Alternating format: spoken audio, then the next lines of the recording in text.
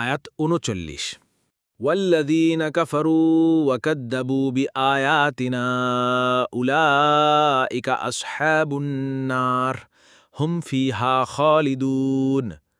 অনুবাদ: আর যারা কুফরি করেছে এবং আমাদের আয়াতসমূহে মিথ্যারোপ করেছে তারাই আগুনের অধিবাসী, সেখানে তারা স্থায়ী হবে।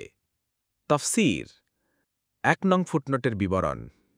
আরবিতে আয়াতের আসল মানে হচ্ছে নিশানি বা আলামত। এ নিশানি কোনো জিনিসের পক্ষ থেকে পথনির্দেশ দেয়। কোরআনে এই শব্দটি ৪টি ভিন্ন ভিন্ন অর্থে ব্যবহৃত হয়েছে। কোথাও মানে নিছক আলামত বা নিশানি, কোথাও প্রাচীন ধ্বংসাবশেষের নিদর্শনসমূহকে বলা হয়েছে আল্লাহর আয়াত, কারণ এ বিশ্বজাহানের অসীম ক্ষমতাধর আল্লাহর সৃষ্ট প্রতিটি বস্তুই তার বাহ্যিক কাঠামোর অভ্যন্তরে নিহিত সত্যের প্রতি ইঙ্গিত করছে।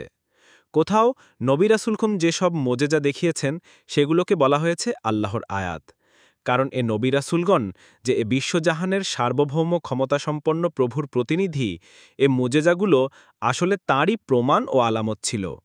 কোথাও কোরআনের বাক্যগুলোকে আয়াত বলা হয়েছে, কারণ এ বাক্যগুলো কেবল সত্যের দিকে পরিচালিত করেই ক্ষান্ত নয়, বরং প্রকৃতপক্ষে আল্লাহর পক্ষ থেকে যে কোনো কিতাবই এসেছে তার কেবল বিষয়বস্তুই নয়, শব্দ, বর্ণনাভঙ্গি ও বাক্য গঠনের রীতির মধ্যেও এ গ্রন্থের মহান মহিমান্বিত রচয়িতার অতুলনীয় বৈশিষ্ট্যের নিদর্শনসমূহ সুস্পষ্টভাবে অনুভূত হয়েছে।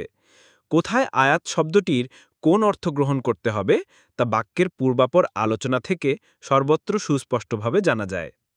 ২ নং ফুটনোটের বিবরণ।